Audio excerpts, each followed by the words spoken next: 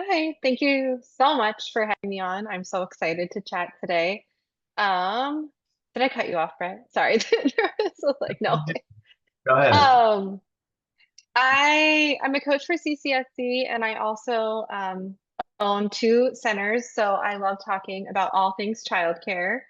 And today I'm super excited because we're chatting about Millennial and Gen Z expectations, which we are notoriously hard to please. Myself being a millennial, and a lot of parents that are in our schools fit in these age domains. And we live a fast-paced life. They want tech, they want immediate response. I mean, if you wait 24 hours, it's too late to get back to them. And so we really want to find ways that we can integrate that tech into our systems and our processes so that they have like that trust that they know what's going on. They have that transparent communication. Yeah, awesome. Thanks, Ashley, for joining us today. Brett Neller, CEO at Line Leader, both company 7 years.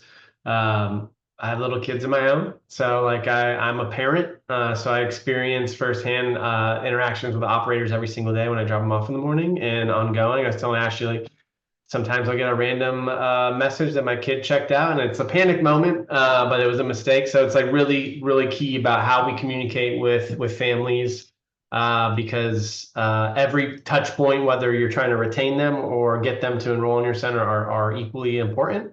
And excited to dive in a little bit today about all these things. So it's August 1st. I can't believe it's August already, which is bananas, crazy, but pumped to get into the summer's coming. Is it coming? Like we're halfway through, maybe, depending on how you. Hmm. Some of the older kids are trying to go back to school in a couple of weeks, but it's crazy times here with families on vacation and getting back into the groove here, post summertime. So, thanks for joining us. Excited to kick this off. And I turn it over to Ashley, like meeting millennial and Gen Z expectation. If you have any questions along the way, drop them in the chat here. We'll pick them up as we go. But like we said, meeting millennial and Gen Z expectations, it's tough. And I don't know. Any pointers there, Ashley, on how you kind of approach that and Yeah. what expectations are and what you've seen as a coach, but also an operator because you have two centers yourself. Yeah, I found that over communication is the key. We think we're, communicating sufficiently, but, I always say, like, I would never give someone the keys to my car ever. If a stranger was like, here, like, can I drive your car? It would be absolutely not, but I'm going to give them my child. Like, that is just wild if you really think about the trust that they're giving us from the outset of the relationship. So I'm like, the least I can do is give them like a lot of updates and really give like a personalized, response for them. And I think in this field, we focus a lot on the touring process and how we want to make sure we're like touching them and responding to them, even if we have a lot of wait lists or things like that, never leaving someone without communication. But I do think that a big miss is not continuing to like date them, so to speak, right? Like you want to keep the relationship alive when they're in your center. And I found the easiest way with that is like a lot of updates a day. I know, competitors in my market, when I have parents come to me, they're like, oh, we get like one picture a week. And then, we do, I have like a posting guideline that the teachers have to follow. So like this many sets, this is how it has to be logged, like down to a template. So they're getting typically like 10 to 15 updates a day for a child. Yeah. And that is like the one thing that they're like, oh, that's great. No one else is doing that. Yeah. Setting expectations with your staff. Because I mean they're in it every day, right? It's like hard to Hmm. take your head out and be like, okay, I should probably communicate to the parent right now because they're probably wondering what's going on with their kid in class and if they did eat their breakfast or if they did play. And over communication is key. Like I love it. I get my updates on my engagement app throughout the day on everything. And if there isn't, if they're not happening, I'm like, what's going on? Yeah. It is crucial, I think, for any parent, regardless of what generation you fall in. Like the over communication is huge. You're communicating so much with them to get them to convince them that your center is the best for their child, and that doesn't stop because there are parents that will leave, right? After Hmm. the fact, if they feel like they were sold something. If you said, "Hey, you're going to get you set expectation when you're giving the tour. You're going to get messages every day. You're going to get X number. Our standard is X, Y, and Z.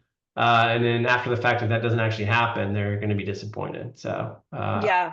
love that you set the standards for your staff on how many messages or how many pictures you post, right? I'm sure your staff doesn't Yeah. love it, but it's probably great for accountability perspective, and the parents love it. It is true. And I always tell them, when they kind of come and pause, like, I was a teacher for a number of years, so I know how hard it is. Like, you don't want to be on a tablet the whole time, obviously recording. So I even give tips on like what times of day to update, to keep it doable for them. But yeah, there is a lot of that. But then I say too, these parents are literally paying us a mortgage, right, to have their kid here. So like Uh, the least we can do is say like how much they ate for breakfast. I mean, like really, like and send some pictures. And that's just part of the job. So I did find, I know tablets are really clunky for my teachers, and a lot of them, I have Gen Z and, Gen Alpha now, the oldest Gen Alpha as teachers.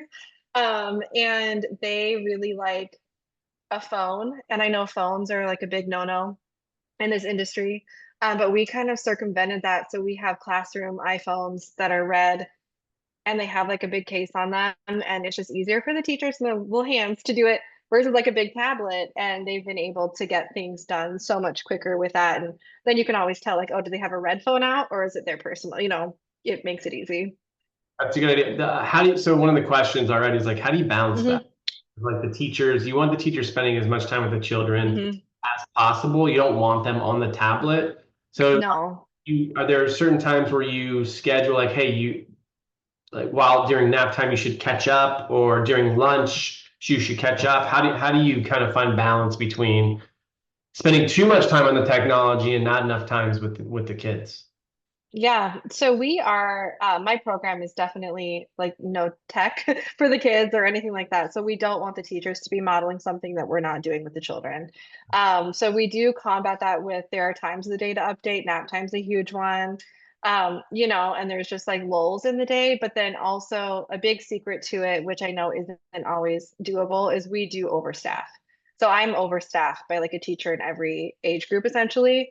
And so there's always, if like the main teacher or someone is doing an activity, there's someone extra that can come, like lend a hand. And my leadership team also, like, they're not counted into ratio most days. And so they're able to also help with that.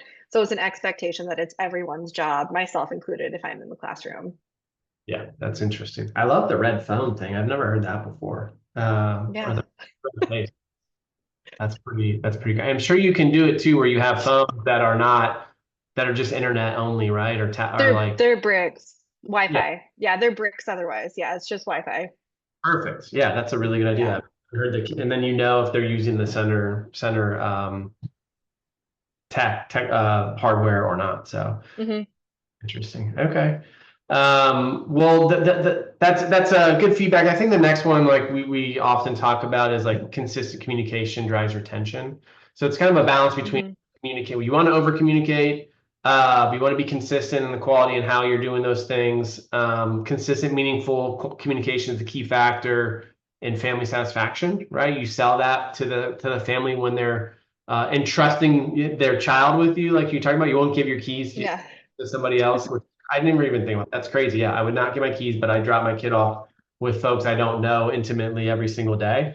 But the top performing centers, like we have seen from like benchmarking statistics, during at least during the enrollment period, seven touch points, emails, updates, texts. So you can give them updates along the way in the enrollment journey. That's pretty common. Do you find when you're how do you look at the enrollment journey and communication, pre-registration, and what's important there? Yeah, I think it's really finding out what's driving them. So, like, what's their why, right? Like, some people really need care because they have to immediately go back to work. Some have a soft launch into care because they want socialization. Everyone has a different why. And really finding that out. And like constantly communicating, like you said, like sending them updates. This is what the process looks like. This is what you can expect along the way. And then sticking to that process you're sending them. And then even, when they come and tour, asking what is the most important thing that your child experiences when they're in care. Like, what's your top priority while they're with us? And that, we have some people that bring up diet, like they really want a specific diet for their kid or outdoor time or, whatever it looks like. And kind of then using that as your launch pad to, customizing things later. Yeah, I think if you haven't done it, we talk about this often too, is looking at your enrollment journey and mapping that out on how you want that to look for a typical family. Like, what do you want the follow-up email to look like? What do you want a check-in if Hmm. they haven't kind of registered to look like?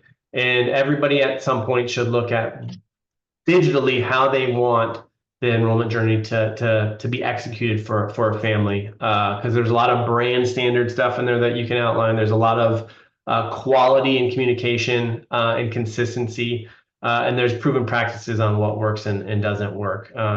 Over communication is obviously going to be better than lack of communication, but Hmm. I would encourage everyone to go through and evaluate their enrollment kind of family journey and understand how many touch points you want the family to receive through workflow automation or whatnot along the way. So I think that changes every day, right? Like the texting is so big right Hmm. now.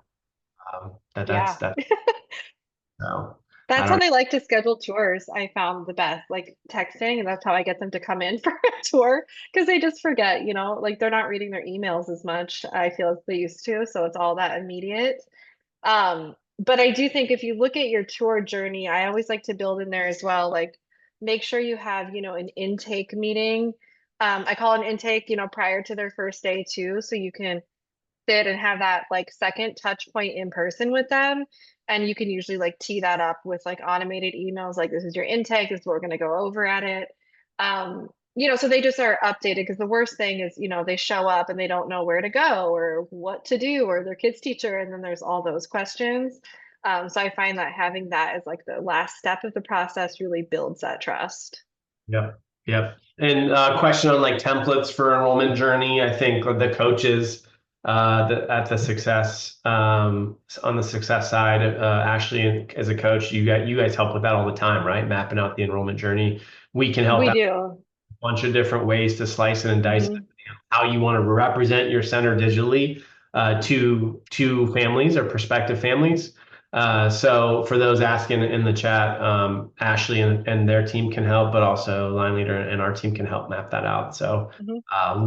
we can provide some updates and send out some docs on that, but also you can reach out and we can help with Hmm. those with that exercise, because this is an exercise. You really got to think through it and be super thoughtful about it. Um, Yeah. all right. So like part of the enrollment journey and kind of communications around personalization and building long-term Hmm. associated with that. How do you look at like personalization and personalized onboarding, I guess, like tailored welcome messages, et cetera? Customized tour is huge, right? So like the tours like Yes. role in the enrollment journey. Yeah. If you fumble the tour, like you're probably not going to convert that family to a. No. No, and that's where I think the big part in personalizing anything, but even the tour, is again, really finding out what's driving them so you can gear your tour to that. But then also knowing like essentially the tour stops in your building. So where is your area to shine and where is your area you might need to walk quickly over, right? Or like think of when you're doing tours. The transition between lunch and nap time typically isn't a time you're going to want to tour your program, right? So it's like really thinking about and being intentional on when you schedule things, how you schedule them, who your audience is. And then I think the bigger piece is knowing your story because you're selling a story. And I find that when they can connect to you, my story is my child goes to my building, right? So that's something I use in the tour process. But our director doesn't have a child in the program and she has 100% tour conversion rate. So she tells her why and why she's passionate about the field while weaving in, what they want based on like the intake questions. So I think that taking that time to find out like why you're doing this and why you're touring and why you believe in your company really goes a long way with like selling that tour. Um, How do you, so yeah, like, when you're like, it's your business, right? It's your center. You can probably give the best tour out there. How do you coach yeah. up when you're not around for somebody else to execute the tour? And then how do you, for the teachers that are in the classroom, make sure that they're like smile at the family, or like, acknowledge the family, prospective family as they're given to you? How does everybody how do you get everybody prepared for a tour in the center? Yeah. We let them know like we have tours coming just so they're not like shocked at who is this person in here. But it's never like oh my God, a tour is coming, like straighten everything up, because you always want to be tour ready. Like that's kind of the plan or licensor ready, right? And I think we just really talk about the customer service piece. Like at the end of the day, yes, we're educators, but this is also a service. So that's something I do a lot of training and development on with the staff. Like we always want to have something nice to say. We always want to say hello. Even if it's the maintenance person coming in, you want to make sure that you're giving them that welcome because you're representing the brand. And so it goes back to like what are our core values as a company and kind of like integrating that. But with my director who toured, she toured with me often, so I would do like shadowing. But then I had her tell me her why. I made her tell me the whole story, and I was like, "That's what you need to use." So it was some practice because she was very shy. But it was really it just took like a lot of training and shadowing. So it takes time to nail it, but once you do, then it's easy. Yeah, we encourage, like, when we're setting up our system for centers, like to script up to a certain point, like the key feature, Hmm. selling points of a center, right? And uh, Yeah. they have that with them, like some sort of like tour kiosk kind of item, so that Hmm. going through like the menu or the enrichment activities that you provide, that they don't forget any of the main ones that are great value props for the parent. Uh, Hmm.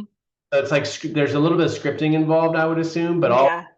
but you don't want them to be robots. So like everybody has their own personal story on why they love the mission behind ECE, or why they love Hmm. the center in particular, or working with the people there. So I guess finding a balance is really important too. You want to have some Hmm. talking points, but not be a robot. And the parents want to feel the emotion, right? Like Yes. the tour should be a big hug, like a big warm hug, right? You're walking I through it. love that. And It should.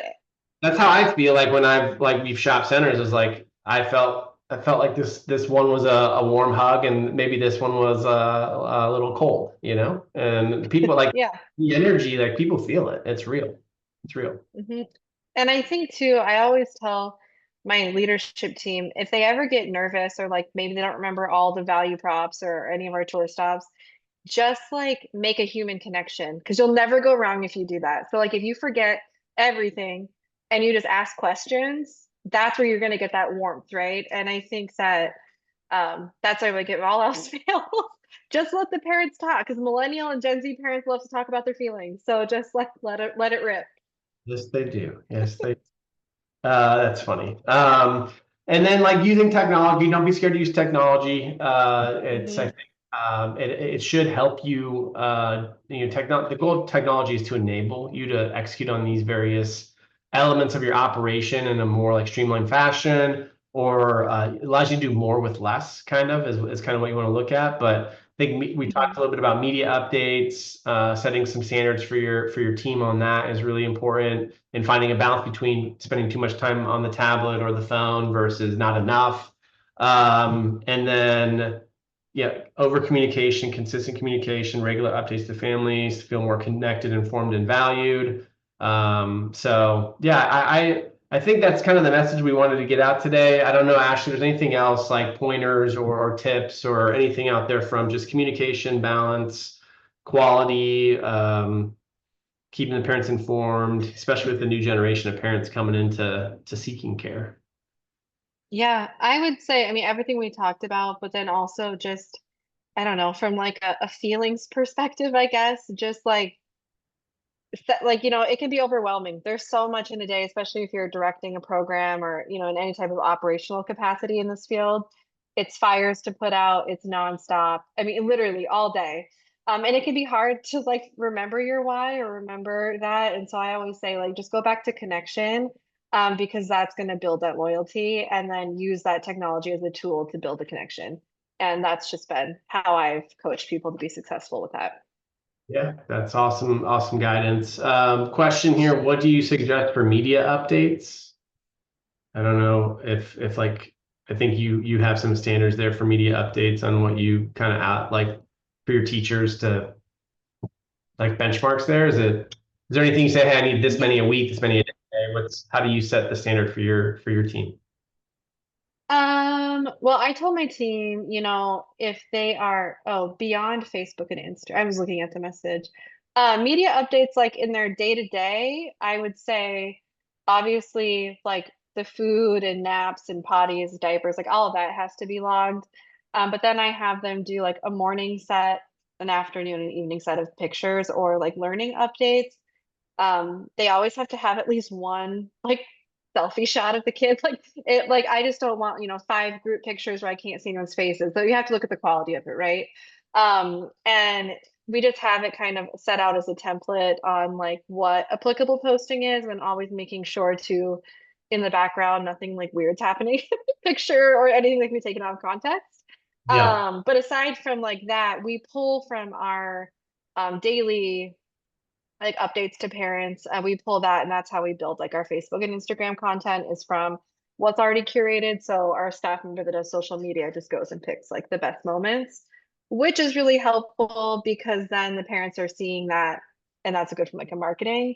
But we're not having to reinvent the wheel because we're just getting everything from what we already have taken throughout the week. Yeah. Okay. Yeah. And then, yeah, sometimes less is more, right? They want to be heard and want to be, Yeah. and that's really crucial too. Know your audience. Ashley mentioned that, right? Know your audience and know the person. You kind of get a feel before they're coming in because you've probably spoken to them on the phone or received communication from them.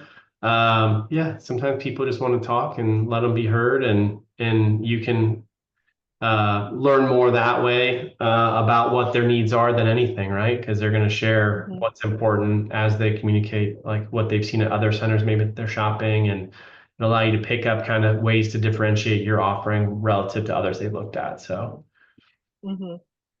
um, which company do you use to manage your media marketing? I think there's so many out there, right? Like we want to be agnostic here, but there's a lot of opportunity out there for you to get help from agencies. Or do you use an agency, I guess, for like your content Uh, about yourself? no, I have a leadership member that's really great at it, so I just pull on her. To Okay. be honest, I'm Yeah. like, she loves it. It's a bucket filler for her, so I'm like, let it rip. You can do it. Yeah, that's nice if you have somebody in-house to do it, for sure. And there's other like there are opportunities out there for marketing agencies that specialize in childcare to Hmm. help as well. I know that there's partners with the childcare success group Yeah. that they can refer you to that can help with that if you want to get a kickstart. But yeah, finding somebody internally that where that fills their cup is like that's a big win for both Hmm.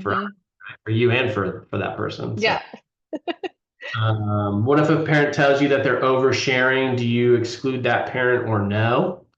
I mean, it's a good one. I don't know. Ashley, have you ever anybody that said, "Hey, stop! I get too much from you"? I've had a parent say like, "Oh, I missed this email about Water Day because I get a lot of updates," and I just go, "Oh, okay." Like it's just like I've never had someone pointedly tell me that, Yeah. because that's like what they like the most typically. But if they did, like if we're living in that world where someone's saying that, then I would like specifically ask them, like, in what area? Can you tell me more about that and kind of dig a little deeper? And you're never gonna make every family 100% happy. Like there's No.